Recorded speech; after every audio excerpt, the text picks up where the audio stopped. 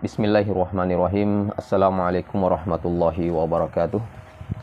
Alhamdulillahirabbil alamin wassalatu wassalamu ala asyrafil anbiya'i wal mursalin wa ala alihi wa sahbihi ajmain, amma ba'd.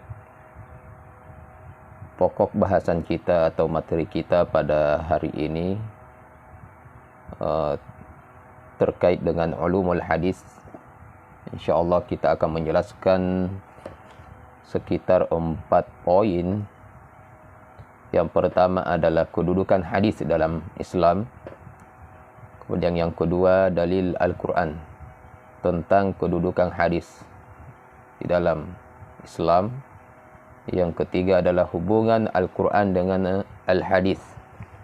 Bagaimana hubungan atau kaitan antara Al-Quran dengan Al-Hadis atau As-Sunnah. Kemudian yang keempat adalah contoh fungsi hadis di dalam Al-Quran. Contoh fungsi hadis di dalam Al-Quran. Ikhwani sekalian yang dimuliakan oleh Allah Subhanahu wa taala. Yang pertama adalah bagaimana kedudukan hadis di dalam Islam. Ini sangat ringkas sekali bahwa kedudukan hadis di dalam Islam adalah merupakan sumber hukum Islam kedua setelah Al-Quran. Jadi hadis ini adalah merupakan sumber hukum. Sebagaimana Al-Quran sumber hukum, maka hadis juga adalah merupakan sumber hukum dalam Islam. Dan hadis adalah merupakan sumber hukum kedua, setingkat lebih rendah daripada Al-Quran. Ini kita akan jelaskan sedikit bahwa hadis Nabi SAW merupakan penafsiran Al-Quran dalam praktek maupun penerapan ajaran Islam secara faktual. Demikian ini mengingat bahwa pribadi Rasulullah SAW merupakan perwujudan dari Al-Quran. Olehnya itu ketika Sayyidah Aisyah atau istri Nabi SAW ditanya tentang akhlak Rasulullah SAW, maka Aisyah radhiyallahu anha mengatakan khuluquhul Quran, akhlaknya adalah Al-Quran.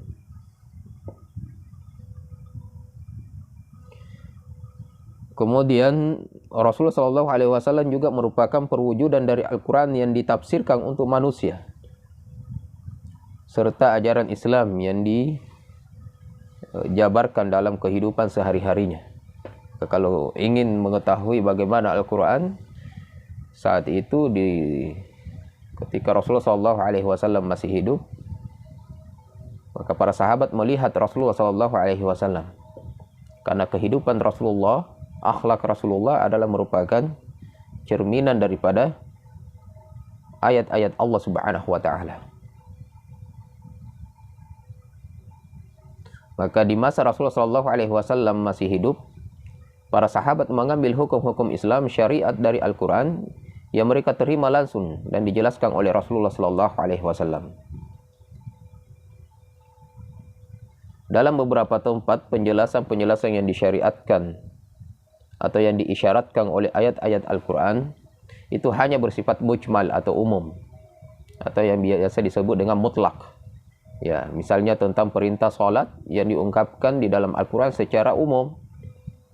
Tidak menerangkan bilangan rakaatnya berapa, tidak diterangkan bagaimana cara melakukannya maupun syarat dan rukunnya. Nah, namun kita mendapatkan tata cara tersebut, berapa bilangan rakaatnya, syarat dan rukunnya itu di dalam hadis Rasulullah SAW. Maka hadis Rasulullah memiliki kedudukan yang sangat luar biasa, menjadi sumber hukum Islam kedua setelah yang pertama adalah Al-Quran.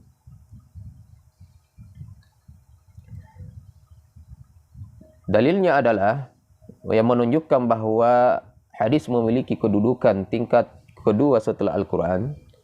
Yang pertama bisa kita lihat dalam Al-Quran surat Al-Hasyr ayat 7. Allah Subhanahu wa taala berfirman, "Wa ma atakumur rasulu fakhuduhu wa ma nahakum anhu fantahu." Kata Allah Subhanahu wa taala, apa yang diperintahkan Rasulullah sallallahu alaihi wasallam maka laksanakan. dan apa yang dilarang oleh Rasulullah sallallahu alaihi wasallam, maka hentikanlah, tinggalkanlah. Ini adalah isyarat, ini adalah perintah dari Allah Subhanahu wa taala untuk mengambil apa yang datang dari Rasulullah sallallahu alaihi wasallam dan meninggalkan apa yang dilarang oleh Rasulullah sallallahu alaihi wasallam. Mengambil yang hukumnya wajib maupun yang hukumnya sunnah. Begitu juga meninggalkan baik yang hukumnya haram maupun yang hukumnya makruh yang datang dari Rasulullah sallallahu alaihi wasallam. Karena Allah memerintahkan kita untuk mentaati Rasulullah sebagaimana kita mentaati Allah Subhanahu wa taala. Maka seseorang yang menyatakan dirinya taat kepada Allah, maka harus dipastikan dia taat kepada Rasulullah sallallahu alaihi wasallam dan mengikuti sunnah-sunnahnya. Kemudian dalam ayat yang lain bisa kita lihat pada surat Ali Imran ayat 31, di mana Allah Subhanahu wa taala berfirman, "Qul in kuntum tuhibbunallaha fattabi'uni yuhibbukumullahu wa yaghfir lakum dzunubakum wallahu ghafurur rahim." Allah Subhanahu wa taala mengatakan, katakanlah wahai Muhammad, katakanlah wahai Muhammad kepada mereka, kepada umatmu, kepada seluruh manusia bahkan, in kuntum tuhibbunallah, terutama kepada para kaum muslimin, apabila kalian mencintai Allah Subhanahu wa taala, ikuti saya. Jadi seseorang kalau dia ingin mencintai Allah Subhanahu wa taala, ikuti Rasulullah sallallahu alaihi wasallam. In kuntum tuhibbunallah, apabila kalian cinta kepada Allah, fattabi'uni, katakan wahai Muhammad, ikuti saya. Yuhibbukumullah wa yaghfir lakum dzunubakum, maka niscaya Allah pun akan mencintai kalian dan mengampuni dosa-dosa kalian. Wallahu ghafurur rahim, dan Allah Subhanahu wa taala Maha Pengampun lagi Maha Penyayang. Nah, ini adalah dalil-dalil yang menunjukkan bahwa kalamur Rasul sallallahu alaihi wasallam adalah merupakan sumber hukum dalam agama Islam. Nah, dalam ayat yang ke-32 di surat yang sama, surat Ali Imran, bisa juga kita perhatikan Allah Subhanahu wa taala berfirman, "Qul atii'ullaha war rasulah fa in tawallaw fa innallaha la yuhibbul kafirin." Katakanlah wahai Muhammad, katakan kepada mereka, atii'ullah war rasul, taatilah Allah dan Rasulnya. Jadi taat kepada Allah, dan kemudian yang kedua taati Rasulullah sallallahu alaihi wasallam. Maka ketaatan kita kepada Allah artinya adalah jadikan Al-Qur'an sebagai pedomanmu. Wa atiur rasul, dan taatilah Rasulullah sallallahu alaihi wasallam, jadikan hadis Rasulullah sallallahu alaihi wasallam sebagai penuntunmu.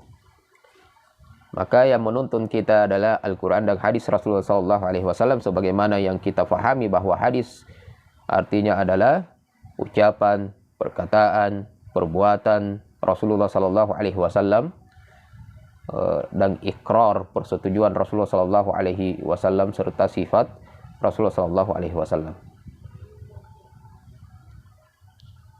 Ya. Qul atii'ullaha war rasul, katakan wahai Muhammad kepada mereka, taatilah Allah dan Rasul. Fa in tawallau, jika kamu berpaling, fa innallaha la yuhibbul kafirin, ketahuilah bahwa Allah tidak akan menyukai orang-orang kafir. Ini memberikan isyarat bahwa orang yang tidak taat kepada Rasulullah sallallahu alaihi wasallam, dia telah kafir. Dia telah meninggalkan agamanya, keluar daripada Islam. Kemudian bisa dilihat pada surat Al-Ahzab ayat 36, surat Al-Hujurat ayat 1, dan juga surat An-Nisa ayat 59, surat An-Nisa ayat 79 sampai ayat ke-80.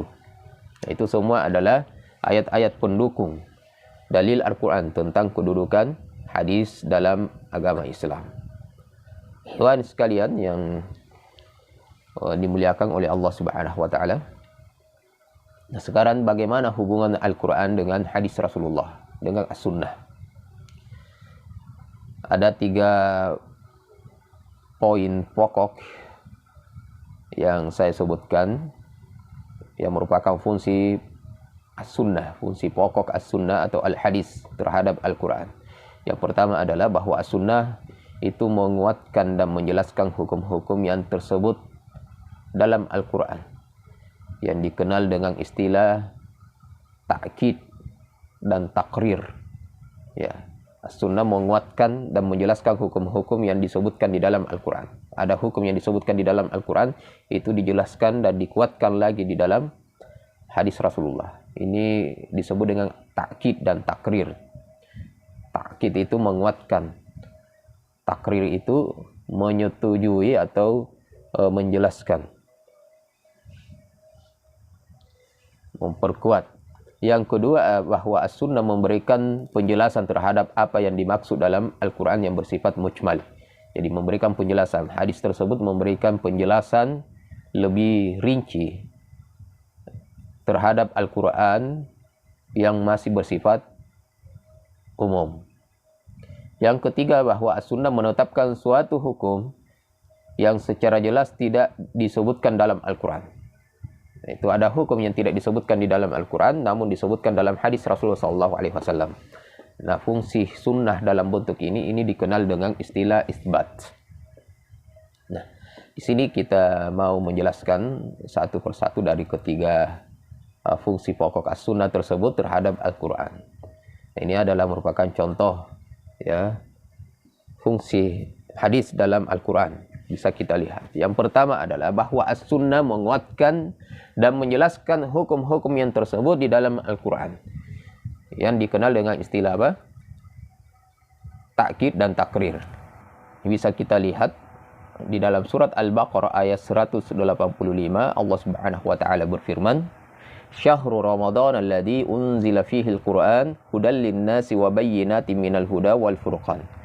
Faman syahida minkum asy-syahra falyasum." Dan seterusnya. Yang artinya bulan suci Ramadan adalah bulan yang diturunkannya Al-Quran. Sampai ayat yang mengatakan, "Faman syahida minkum asy-syahra falyasum." Maka barang siapa yang menyaksikan bulan tersebut, maka hendaknya ia berpuasa. Ini tanda kutip di sini pada potongan ayat yang mengatakan, "Faman syahida minkum asy-syahra falyasum." Maka barang siapa yang menyaksikan bulan suci Ramadan tersebut, maka hendaknya ia berpuasa. Pada ayat ini Allah Subhanahu wa taala hanya menyebutkan berpuasa ketika menyaksikan bulan Ramadan tersebut. Namun tata caranya tidak disebutkan dalam ayat itu. Sehingga dalam hadis Rasulullah SAW, Rasulullah menjelaskan dengan hadisnya yang diriwayatkan oleh Imam Bukhari dan Muslim, "Sumu li ru'yatihi wa aftiru li ru'yatihi." Berpuasalah kalian dengan melihat hilal, dan berbukalah kalian, beridul fitrilah dengan melihat hilal. Di sini dijelaskan oleh Rasulullah SAW dengan untuk menyaksikan masuknya bulan suci Ramadan tersebut dengan cara melihat dan menyaksikan hilal. Nah, ini memperkuat, hadis ini memperkuat ayat atau firman Allah Subhanahu wa taala. Kemudian yang kedua adalah bahwa as-sunnah memberikan penjelasan terhadap apa yang dimaksud di dalam Al-Quran yang masih bersifat umum, mutlak, atau yang disebut dengan mujmal. Sebagaimana yang bisa kita lihat dalam surat Al-Isra ayat 78, Allah Subhanahu wa taala berfirman, "Aqimis sholata liduluki syamsi ila ghasaqil laili wa qur'anal fajri inna qur'anal fajri kana mashhuda." Kata Allah Subhanahu wa taala, dirikanlah salat dari sesudah matahari tergelincir mencapai gelapnya malam, dan dirikanlah salat subuh, sesungguhnya salat subuh itu disaksikan oleh para malaikat. Nah, ini masih bersifat mujmal, umum, sehingga dijelaskan oleh Rasulullah dalam hadisnya, "Shallu kama ra'aitumuni usolli." Salatlah sekalian sebagaimana kalian melihatku salat. Mujmalnya di mana di sana? Dalam ayat tersebut Allah Subhanahu wa taala hanya memerintahkan salat, yaitu salat subuh pada ayat ini. Dirikanlah salat dari sesudah matahari tergelincir mencapai gelapnya malam, dan dirikanlah salat subuh. Hanya perintah salat. Bagaimana caranya? Kata Rasulullah, salatlah kalian sebagaimana kalian melihatku salat. Maka yang melihat Rasulullah salat adalah para sahabat Rasulullah SAW. Maka apa yang dilakukan oleh para sahabat, itulah yang dilihat oleh para tabi'in. Begitu juga dengan tabi'in, mereka melihat bagaimana tabi'in melakukan ibadah salat yang dicontohkan sebagaimana yang dicontohkan para sahabat yang diambil dari Rasulullah SAW. Maka tata cara salat ini adalah merupakan sifat salat yang diajarkan oleh Rasulullah SAW yang sampai kepada kita. Nah, kemudian yang ketiga, bahwa as-sunnah menetapkan sesuatu hukum yang secara jelas tidak ada di dalam Al-Quran. Ada hukum yang tidak dijelaskan di dalam Al-Quran. Nah, fungsi sunnah dalam bentuk ini dikenal dengan al-isbat. Misalnya, contoh, di dalam Al-Quran Allah menghalalkan persetubuhan, jima' melalui jalan pernikahan. Jadi orang kalau sudah bersuami istri, boleh bagi mereka berhubungan badan. Sebaliknya orang yang belum melakukan pernikahan, belum menjadi suami istri dan disyariatkan oleh Allah Subhanahu wa taala, maka mereka disebut melakukan zina dan tidak dihalalkan bagi mereka melakukan hubungan tersebut.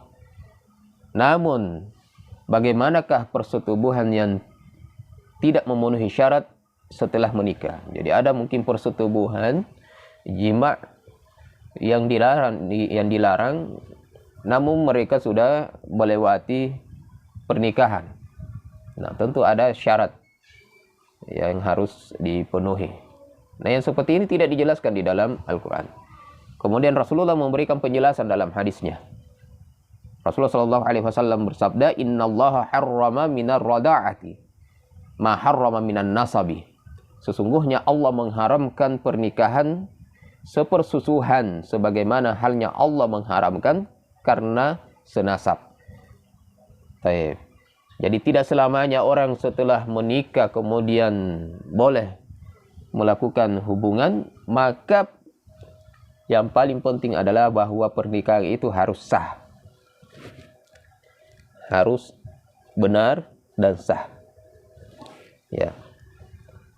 Sah dan benarnya itu adalah kalau keluar daripada yang disebutkan oleh Rasulullah SAW, yaitu tidak boleh menikahi yang sepersusuhan. Jadi kalau seandainya ada yang menikah dengan saudara susuhannya, maka itu tidak boleh. Maka pernikahannya itu tidak sah dan hubungannya itu di dalam pernikahan itu adalah tidak sah. Maka kalau seandainya dia berhubungan badan, maka persetubuhannya itu tidak benar. Nah, sebagaimana juga haramnya karena senasab. Misalnya ada seorang bapak ya yang memiliki dua istri. Maka anak dari istri pertama dengan anak istri kedua itu adalah bersaudara satu nasab. Walaupun mereka memiliki dua ibu. Itu juga diharamkan baginya untuk melakukan pernikahan. Nah, ini sekiranya terjadi pernikahan, maka pernikahannya tidak sah, dan begitu pun apa yang dilakukan setelah pernikahan sampai kepada perhubungan badan itu adalah tidak sah. Nah, ini yang tidak dijelaskan di dalam Al-Quran, namun disebutkan hukumnya di dalam hadis Rasulullah Sallallahu Alaihi Wasallam. Nah, barakallahu fikum. Wassalamualaikum warahmatullahi wabarakatuh.